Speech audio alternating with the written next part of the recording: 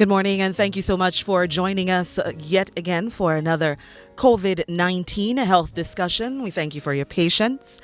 We welcome all the listeners of DBS Radio, Kyrie FM, and of course, joining us today, Q95 and Vibes Radio. And even in times of crisis and disaster, everyone is still very concerned about their bottom line. Everyone is still concerned about their wallet, and that's why we have our guests this morning. We have with us the financial secretary, who is Ms. Rosamond Edwards. We also have with us the man who probably knows more of the rules and regulations governing our island than anybody else, the cabinet secretary, Ambassador Steve Farrell. I want to say a special good morning to both of you. Good morning. Good morning. And like I said before, the bottom line for businesses, for individuals, especially for those working in the public service, that's always of grave concern. And Ambassador Farrell, let's begin with you this morning. Our public officers, including all of those on the front lines, they are very vital. They are a very vital resource to battling this pandemic. And although they are here to serve the public, we also have to be concerned about their safety, and we also have to be concerned about any issues that they may have concerning their working hours or concerning whatever guidelines are in place for them. Give us a little enlightenment on that. Okay, let me just start by greeting all members of the general public who are listening and public officers wherever they may be at this time. Obviously, some will be on the front lines, some are at the offices, and others would be at home as directed and following the directives of the Prime Minister, I do hope, as strictly as possible.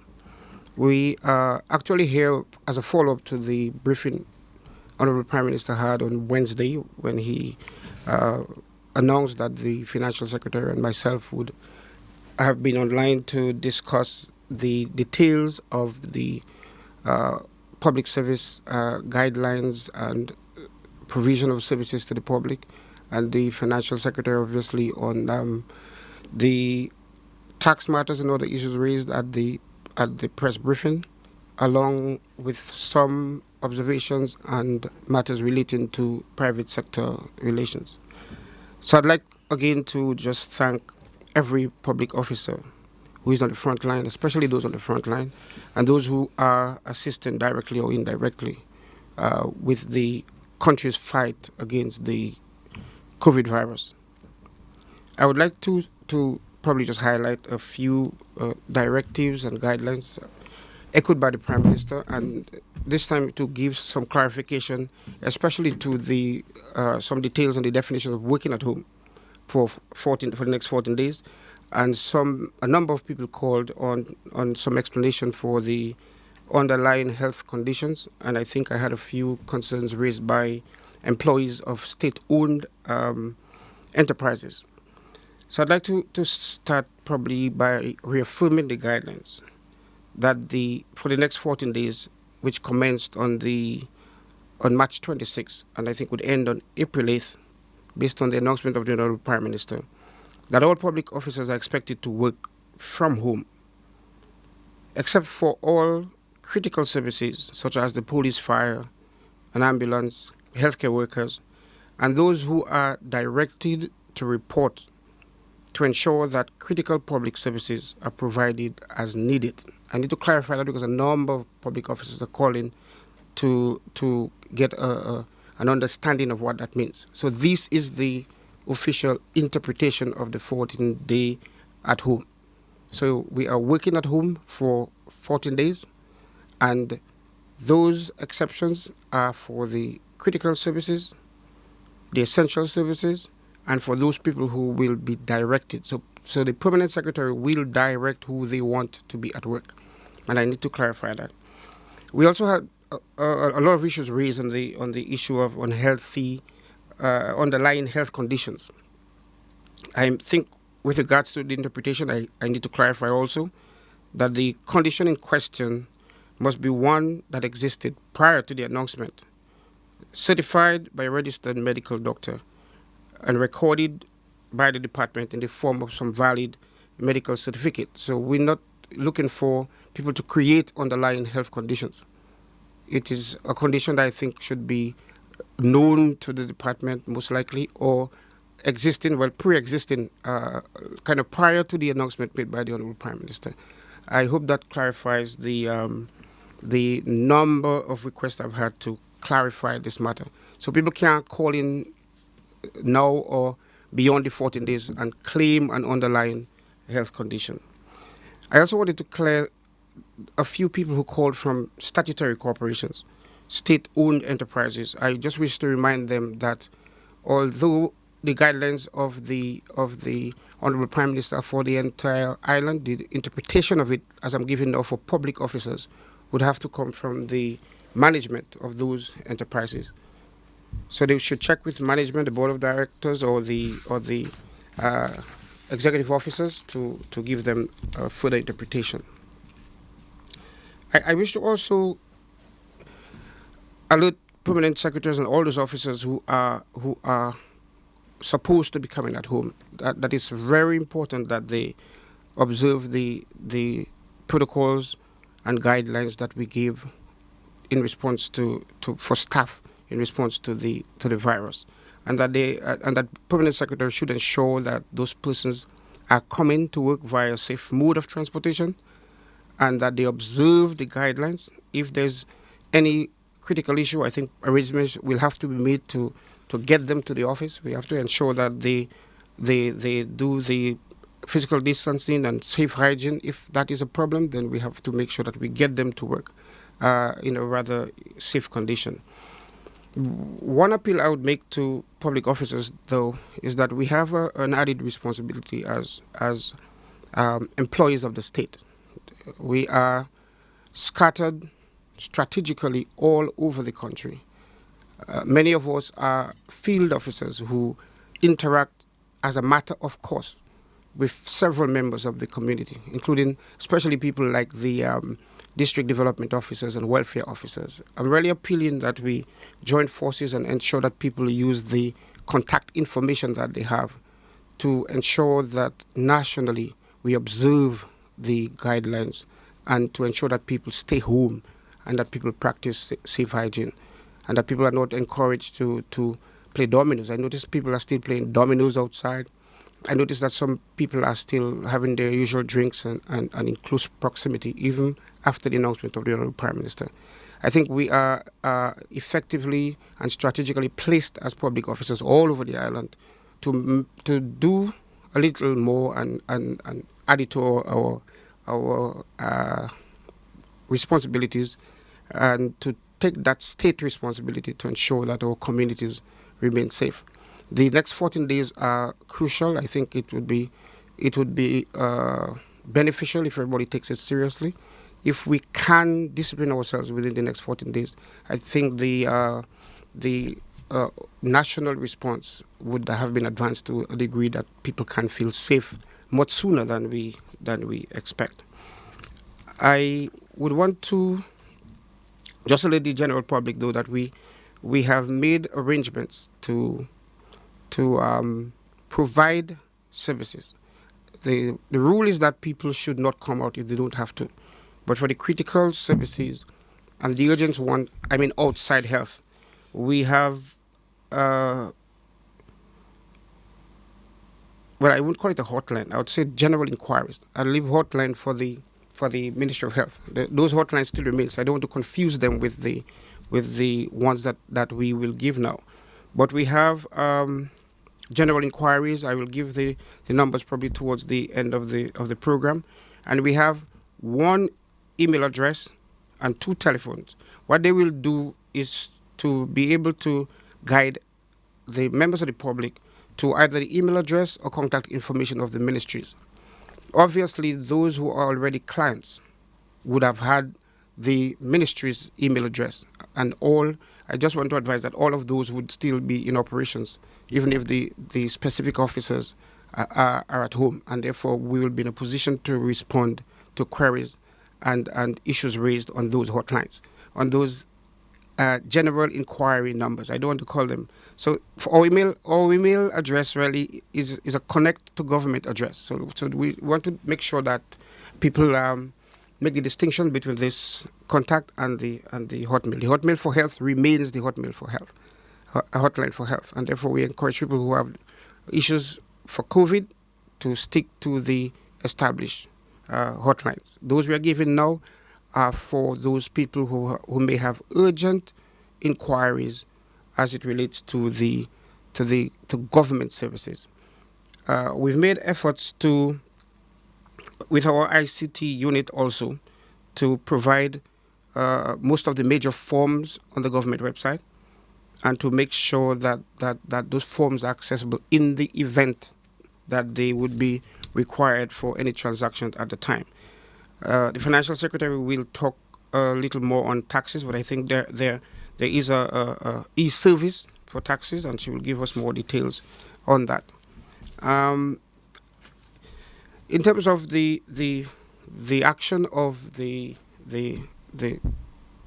public officers, I would like to thank those who are now serving on subcommittees. As Prime Minister addressed the nation on Thursday, he mentioned that, or Minister of Health mentioned that Cabinet has a number of subcommittees. I think so does the permanent secretaries and a number of senior public officers to address the quarantine issues, the hospital issues, the supplies issues. So I would like to probably give a little more information on that as the program continues. I will now let the financial secretary do her bit on the. All right. Thank you so much to Ambassador Farrell. Now, the financial secretary, as mentioned, is with us. It's flu season, it's COVID-19 season, but it's also tax season. And, a lot of people are wondering, with the deadline looming, what advice do you have for the general public about that? Okay, good morning all. Of course, the preference would be that by now most people would have filed their taxes. The filing begins on the 1st of January, and for the 1st of March is only the deadline. However, we are pleased that we have been able to make arrangements for those who have not yet filed to do so. Fortunately, at the Inland Revenue, for a while now, we've had an e-filing system accompanied by an e-payment system. So taxpayers who are registered on those systems are able to file at any time. And we encourage people to do so. Because there are some people, although they are registered, still choose to file manually. We want to encourage them to file online, and where taxes are due, to pay using the e-payment system. For those who are not yet registered, we have published about 4 mobile phone numbers.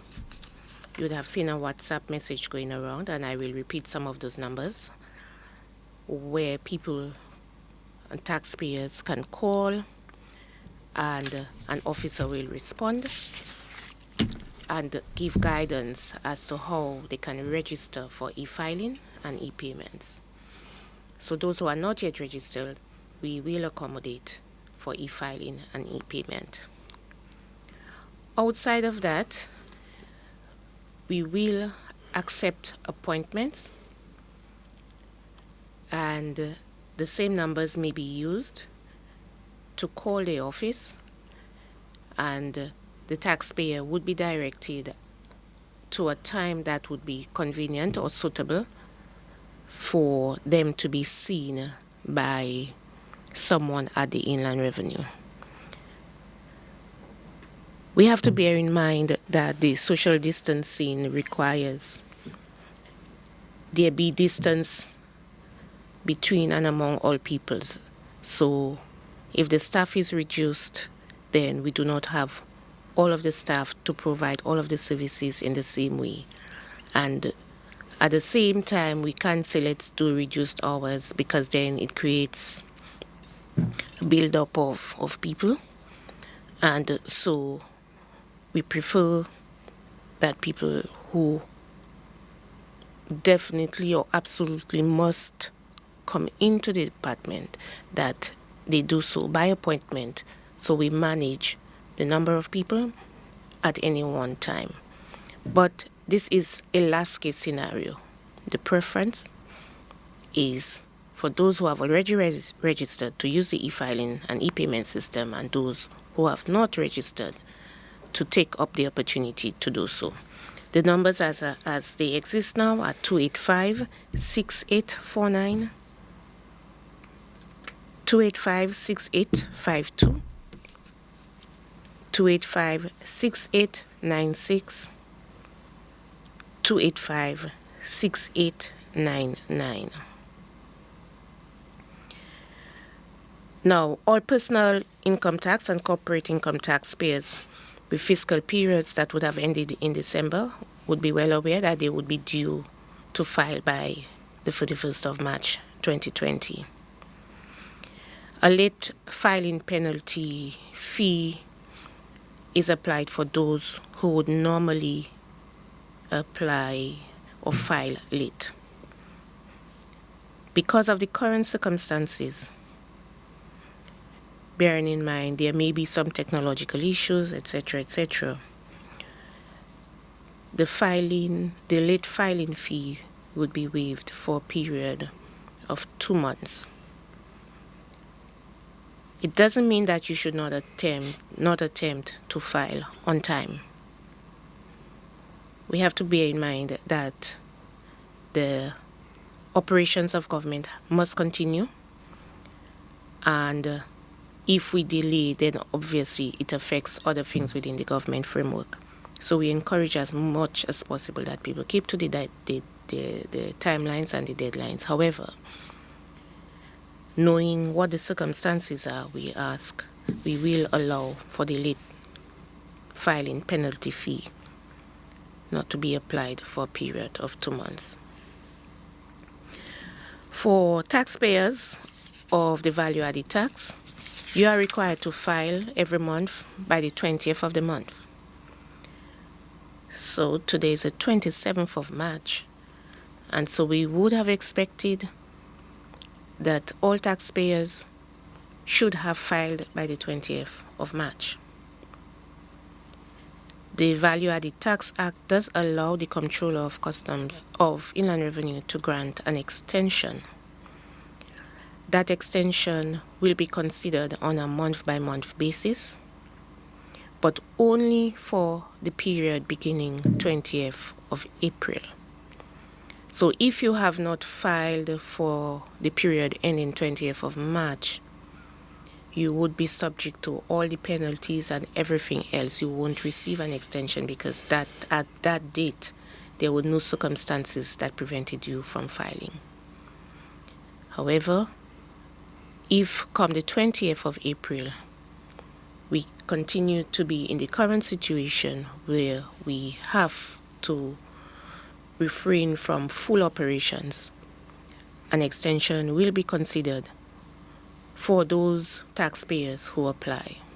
And they would have to do so by submitting the request online to the IRD email address, which is ird@dominica.gov.dm. I will say here all of the telephone numbers as well as all of the email addresses are also contained on the Inland Revenue website and on the Government of Dominica website.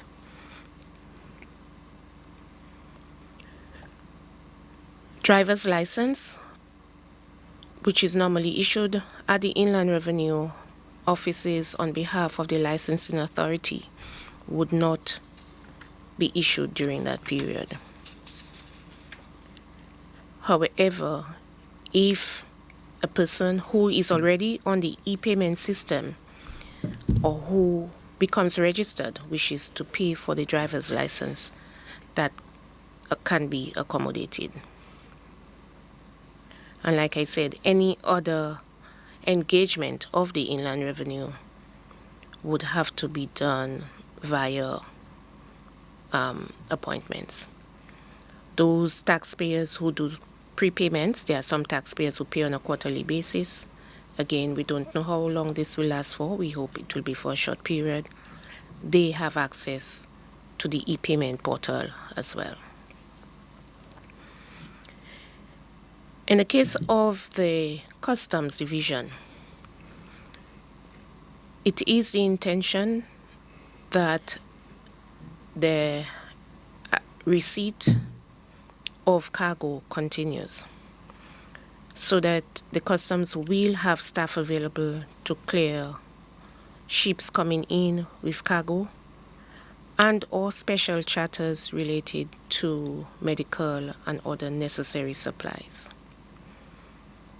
We will work very closely with DASPA, keeping clearly to the protocols that are expected of us, meaning there won't be many people in any one shed at one time, bearing in mind you have employees providing the service and clients receiving the service. The customs also has access to a prepayment system. We have made that facility available to most of the commercial importers who qualify. In recent days, we have reviewed the list and offered to more of those, again, to facilitate trade. There is also a coloring system for importers based on their level of compliance. And in the last couple of days, we've moved some from the yellow lane, which is somewhere in the middle of red and green. Red meaning non-compliance, green meaning greater compliance. And these are standard colors utilized in the customs system. And they were moved again to facilitate trade. It means that there is less scrutiny of the goods coming in, and so that the delivery and the interaction that is required is substantially reduced. That then gives some security to the fact that, and the confirmation that we've had from the private sector, that there should really be no shortages. What is necessary is the management of the administration and the movement of those supplies and how they are made available to the public. Again, those who are not registered for prepayment and have met the qualification, we encourage them to utilize that facility. I must say, as recently as yesterday, even amidst the arrangements of people working from home, there were two cargo ships coming in, and we were able to clear those with no challenges. In terms of the wider financial or economic sector, we have been in communication with the banks, and individual banks will release their own public service announcements, and I believe some of them have already done so. The bottom line is that services will continue in the back office mostly. The banks, like everybody else, must reduce the staff to meet the social distancing criteria. And we recognize too that once the bank remains open completely, that there will be a constant flow. So it defeats the purpose of what we're trying to achieve. So it became an intricate balance between providing the services and adhering to the protocols that we want to prevent the spread of COVID-19.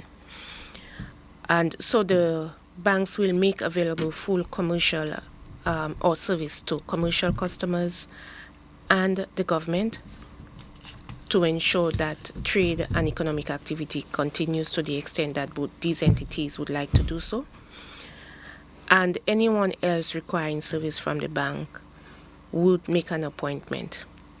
Now, we don't expect that to be too many people, because in recent years, all of the financial institutions have moved to the use of cards, and many of the services are offered online. And we encourage people, since you are home, your computers are with you, your phones are with you, utilize the technology and conduct your business online.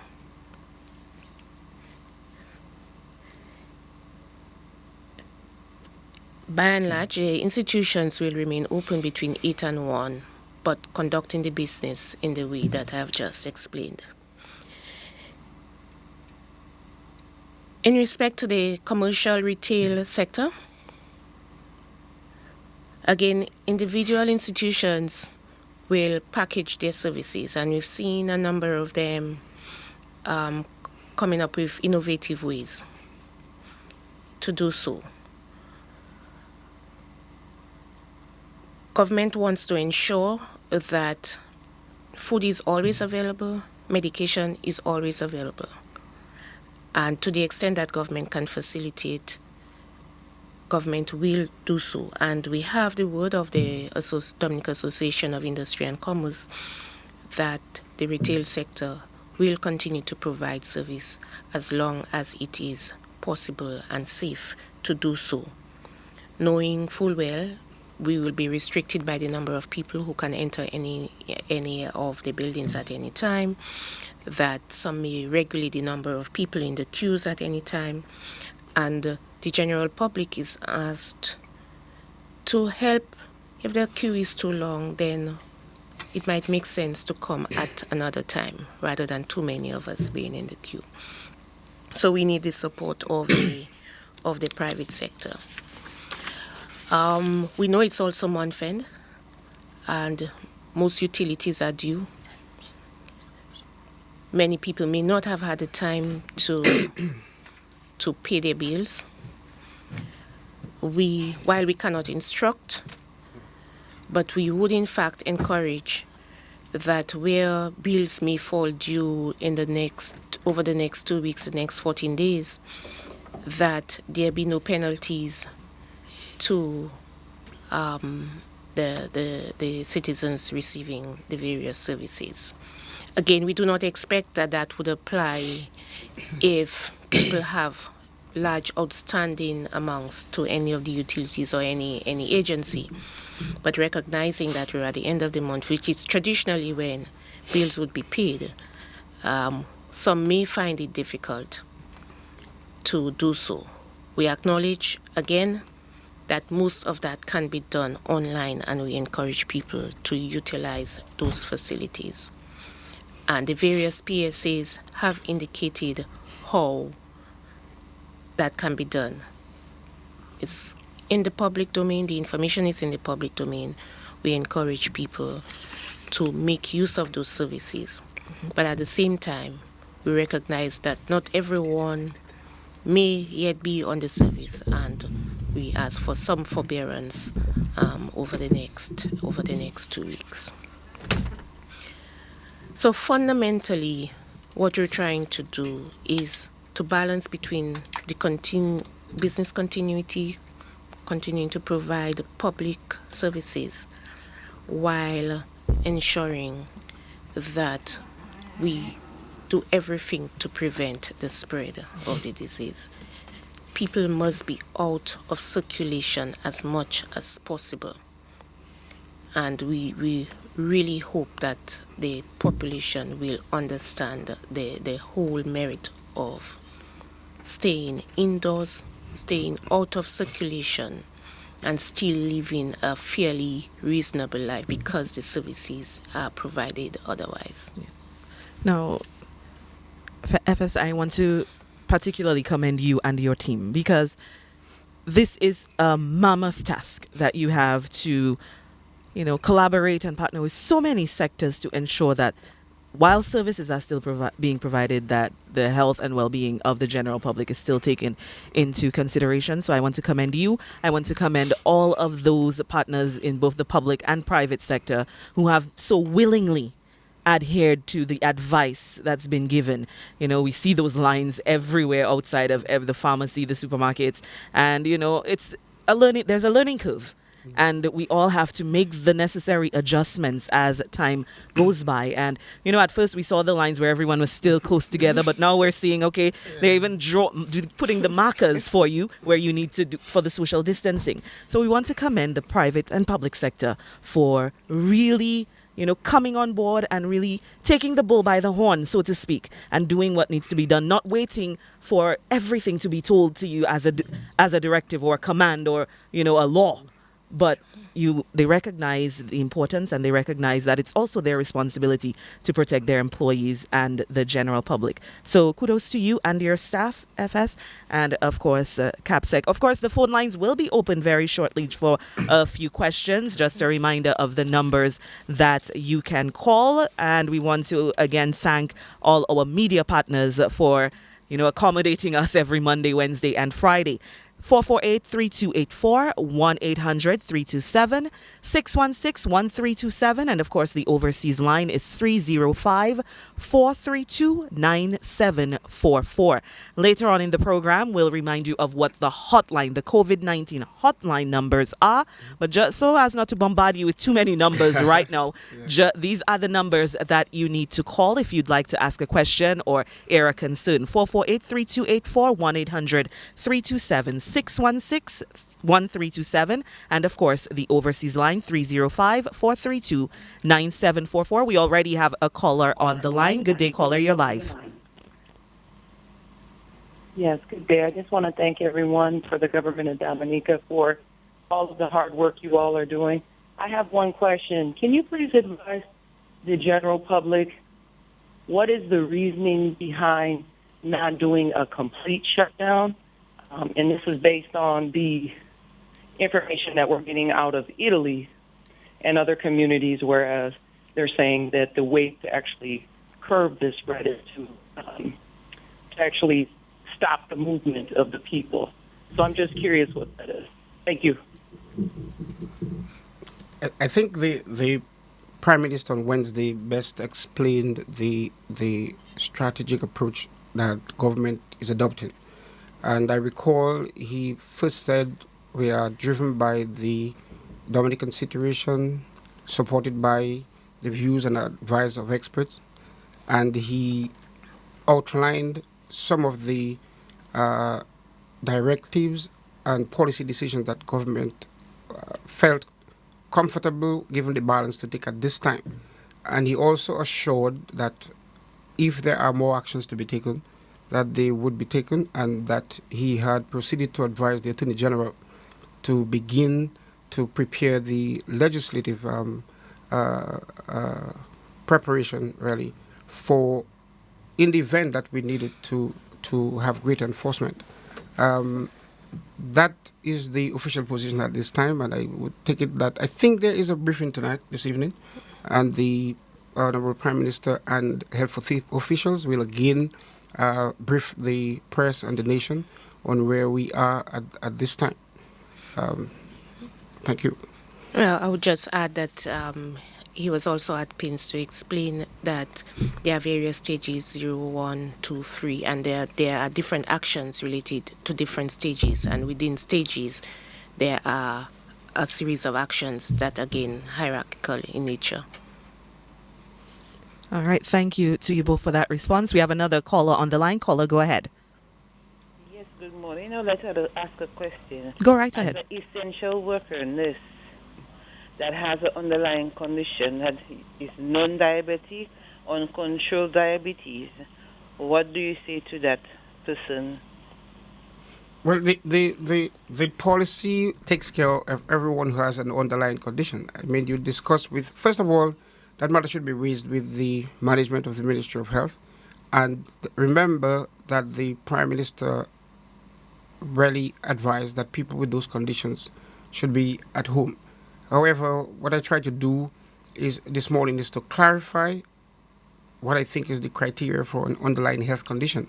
So therefore, if you have such a condition, you could just follow the simple guidelines and consult your management. And I don't see why you should be treated any differently from any other public officer.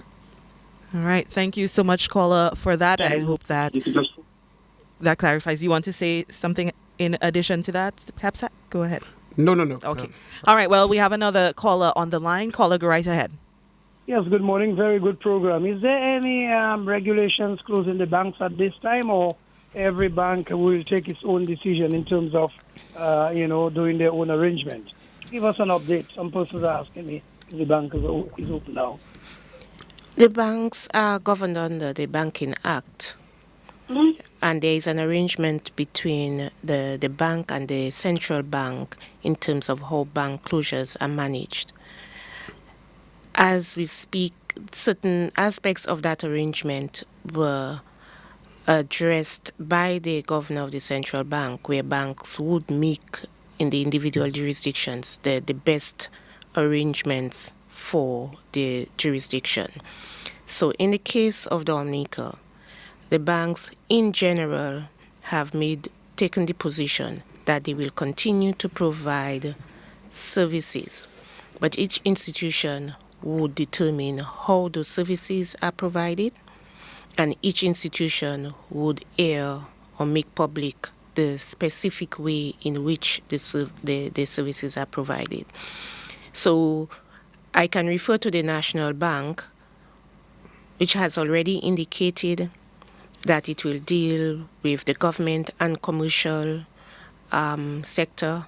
Everybody else needs to make an appointment, and they provided the telephone numbers as well as the email addresses where and how the bank could be conducted. So it's maybe different for First Caribbean, it may be different for the National Credit Union, it may be different for the Royal Bank or the Central Cooperative Credit Union. So all of the financial institutions will indicate how best, but there are just two fundamental points that are common to both. They will continue to provide services. So some may provide only online services, and they must maintain the protocols relating to social distancing and sanitization that is required at this time. All right, thank you so much to the FS for that clarification. Again, something that we've always emphasized is responsibility and accountability. And, each institution has to take it upon us. They should have already formulated and implemented some type of plan, some type of strategy to protect the public health.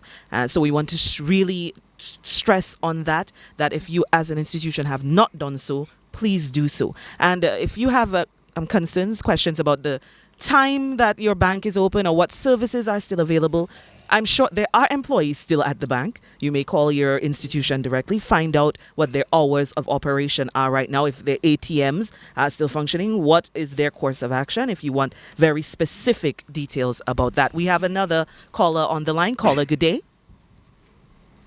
Caller, go ahead. All right, it appears we have lost that caller. The numbers again, 448-3284, 1-800-327-616-1327, and of course the overseas line. Another caller. Caller, good day. Hi, good day. Pleasant good evening. Well, good morning. Good morning. I represent the farming community, and I would just like to hear from the government what plans are in place as it relates to our farmers and in terms of the continued availability of, food, in terms of food security for everyone as it relates to decontamination and delivery mechanisms to get that food successfully from the farmer to the consumer without possible contamination. So if we could get some information concerning that, that would be great. Thanks. Okay. The Ministry of Agriculture, I think, had the similar directives, and you are fortunate in that you have a network of field and district persons who should be contacting you soon enough with details. Food security remains a concern, and I think the ministry would have to work out the specific details with the farmers concerned. We have the issue. They will also handle the issue of making local produce available locally, and whatever conditions there are for exports. So I'm hoping that they should be in touch with you sooner than you think on those matters. And you are fortunate in that you have direct service from our extension officers, who I hope will be contacting you soon enough on the specifics of that arrangement. What I will add is that most, if not all, farmers would be aware of the project being implemented by the Ministry of Agriculture, which was activated after Hurricane Maria. the effort is to accelerate the emergency component of that project so that we can move into and increase the amount of short-term crops which are produced. And so even out of this week's work with the Ministry of Agriculture, where they signed contracts with a number of farmers and what they did last week, this is all part of the effort because we had to now accelerate some of those components to ensure that the assistance reaches the hands of the farmers so that they can go into full production. So the plan is already being effected, and in terms of the standards and the sanitization and all of that, as Capsec indicated, that the outreach program with the extension officers will address. And we have another caller on the line. Caller, good day. Good morning. Yes, caller. Seeing that this is a unique opportunity to get directly in touch with government, I'd like to use this opportunity with your permission to raise an issue that has been raised with me recently regarding the entrance of people via the backdoor route and the possibility that we may get persons coming in who are possibly infected from Guadeloupe and Martinique and not have any knowledge of them. It was recommended to me or in discussions that maybe the government, if possible, could give an amnesty to anyone who enters by that means, including those who may have difficulty with the law otherwise, in order to ensure and to facilitate their contact with government authorities in the event that they are ill, so that they do not feel threatened in any way. If they were to approach the authorities and say, look, yes, I did return via the backdoor means, but I am not well, and I'd like to just get checked and get assistance. So I just thought I would use this opportunity to raise it so that you all can think about that consideration and maybe raise it with your higher authorities, because it is urgent at this time for us to find ways to ensure that we don't have people entering and ill and afraid to approach the relevant authorities. Thank you for the opportunity. Thank you for this issue. We note it. It's a very sensitive and important issue. I think the Ministry of Justice is also considering that in collaboration with the Ministry of Health. So we'll note it and ensure that we pass it on to the relevant focal points. All right. Thank you so much for that, caller. Again, just to stress that, it's not our it's not our goal to let anyone feel like they can't come to the Ministry of Health for assistance for whatever reason, whether they come back or they're here already. We want to stress that. We want to stress that the health of the entire public is our mandate. So even if you are here already, we encourage you to contact your nurse, your district nurse, give them a call if you're not feeling well. That is our mandate. It's to protect you, to ensure that you are well. So do not feel that intimidated or threatened if you're here already and you need to contact the ministry. You need to contact your nurse. You need to contact your doctor. Please, we urge you, feel free to do so. All right, we will take another caller. Caller, you're live. Go ahead. Hi. Go ahead, caller. I have a question. Can I go ahead? Yes, caller, go ahead. I am talking about public transportation. The buses. Are the bus drivers mandated to carry 10 persons or 16 persons? As much as they're talking about social distances, what about the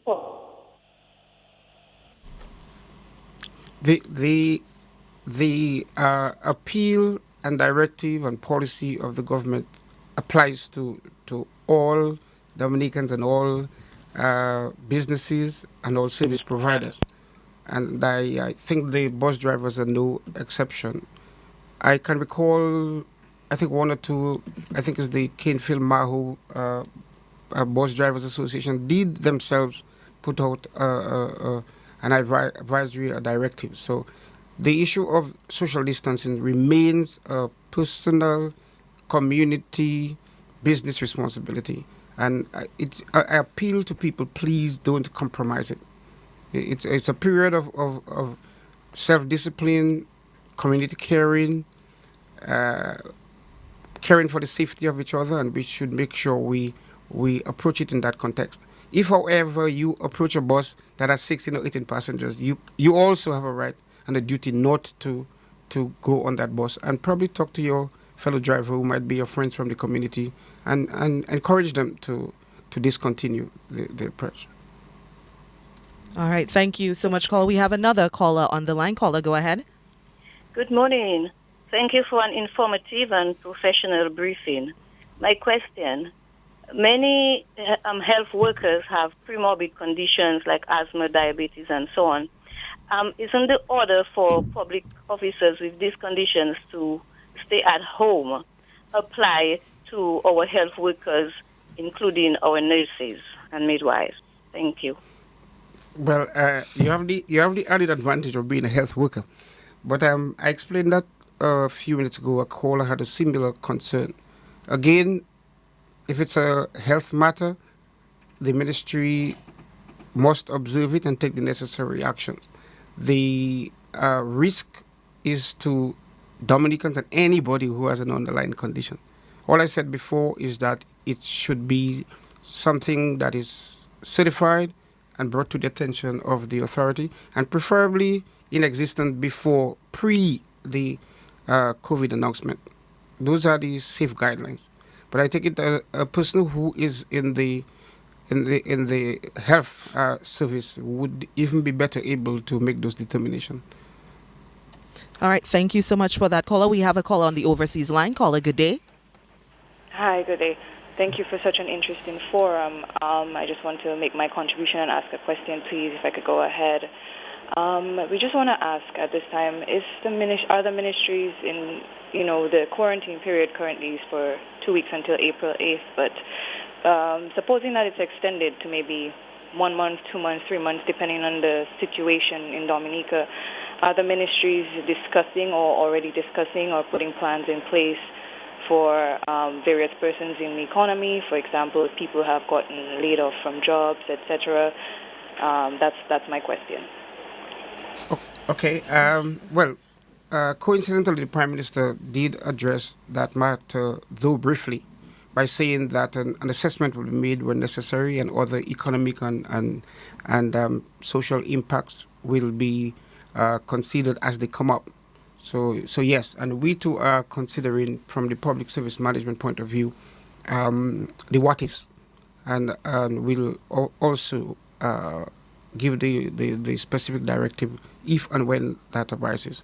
But let us hope that people remain safe and stick to the policy now and the appeal of government now, and that we can be in a much better position after those 14 days. That would be my advice and my appeal.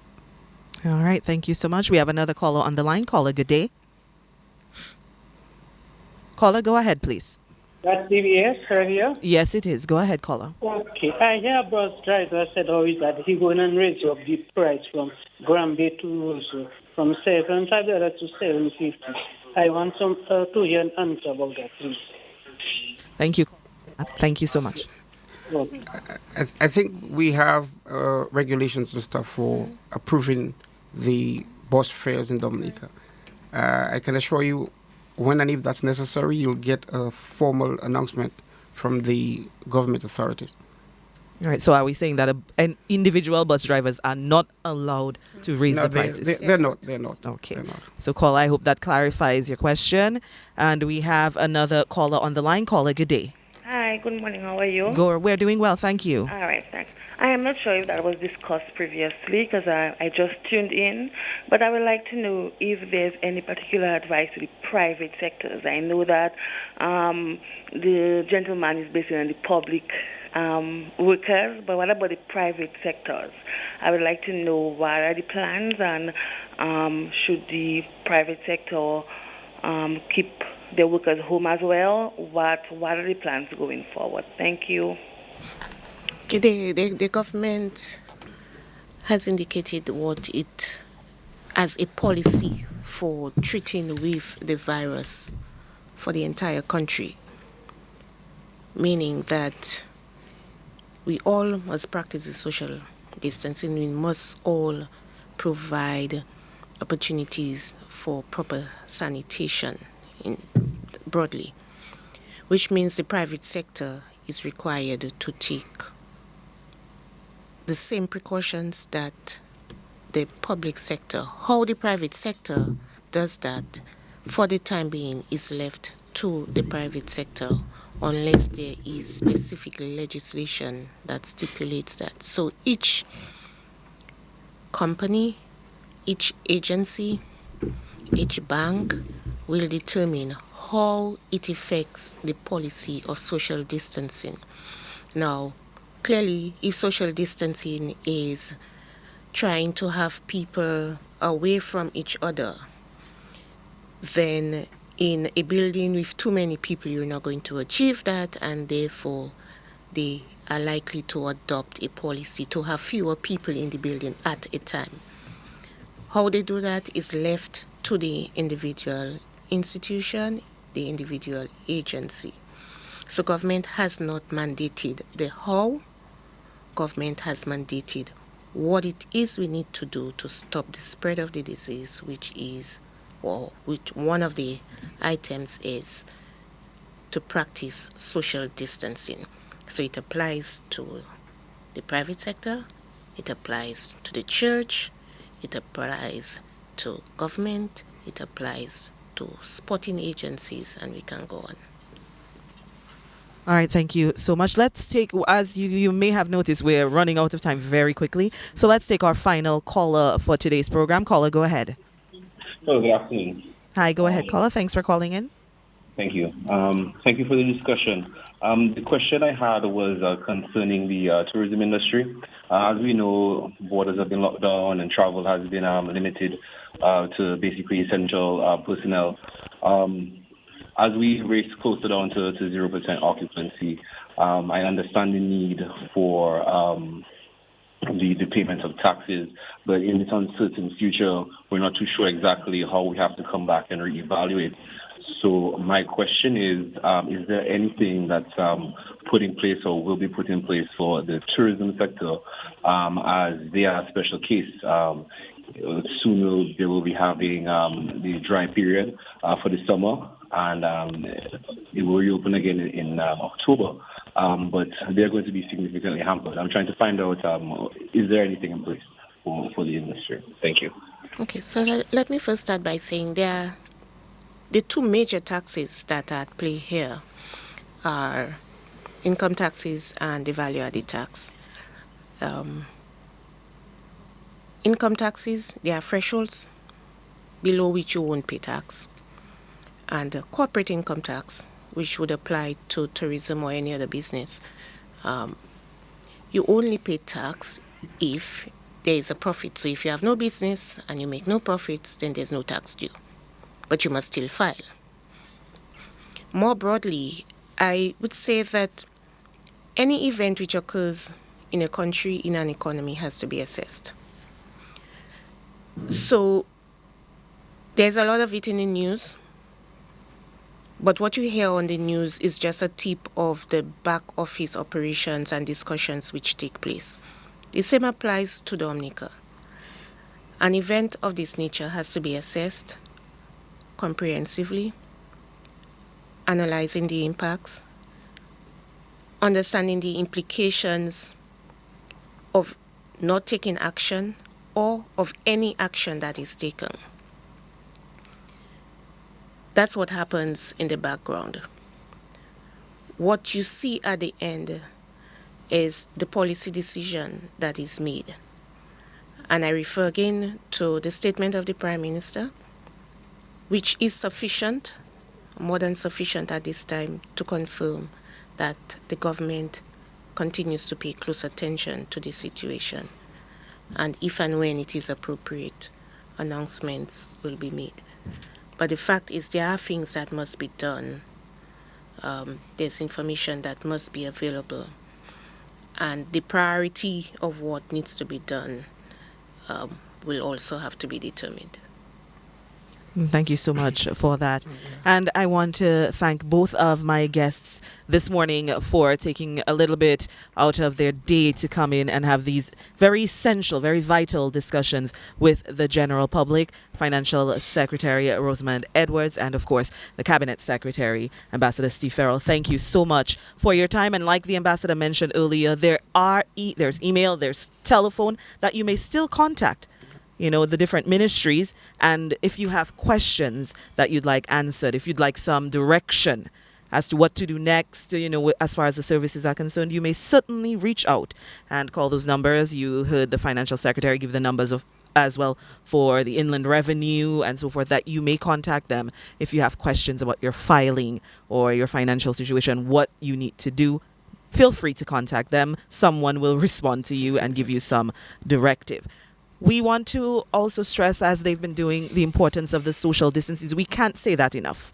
The importance of social distancing and those who are in quarantine. So whether it's self-quarantine, if that's what you are doing right now, we want to stress the importance of that. We want to stress that it's your responsibility, to protect those around you. So if you have been advised to self-quarantine, even if your 14 days are not up, stay home. I have a 3-year-old niece and she has this little song. She says, quarantine, stay at home, quarantine. If you need to say that to remind yourself, then do so. She's 3. So if she can understand this at that point, because she's heard it so many times, I believe that we all can grasp this message. If you have been instructed, please just follow the advice of the experts. Follow the directives that's been given. Follow the instructions. Stay at home. You may save a life doing that. The life of someone you love, because if you're asked to quarantine and you have an 18-year-old grandmother living in the yard or next door and you don't adhere to these rules and regulations, you're putting her at risk, so, and it's for yourself. I don't want a nurse to come checking on you at your house to see how you're doing and you're not home. You're putting yourself at a disadvantage. You're doing yourself a grave disservice. Again, the quarantine and social distancing, we're encouraging. I don't think we can say it any other way. You're too close to somebody, just take 3 steps back. If somebody is too close to you, say, sir, ma'am, I'd appreciate if you give me a little more space. If someone wants to get offended, that's them. You have to protect yourself. And I would love to think that we're all grown enough that we won't get offended by that. But just say, please take a couple steps back. We can I can still hear you. You can still hear me, but we have to protect ourselves and protect each other. A reminder of the hotlines very quickly. If you have an issue or concern as far as COVID-19 is concerned, we ask that you call the hotline 448-2151, 448-2153, 448-2156. You may call 611-4325 or 1-800-219, the hotline numbers that you can call, and we will direct you. It's operational 24/7. People are manning those phones 24/7. You can call in if you're not feeling well and you're not sure what it is that's happening. Call us. We'll give you some advice. All right. So again, thank you to our callers. Thank you to the listeners of DBS Radio, Kyrie FM, Q95, and Vibes Radio. Thank you again to our panelists. We'll be back with you on Monday at 11 for another edition of this COVID-19 health discussion. Have a great day, everybody.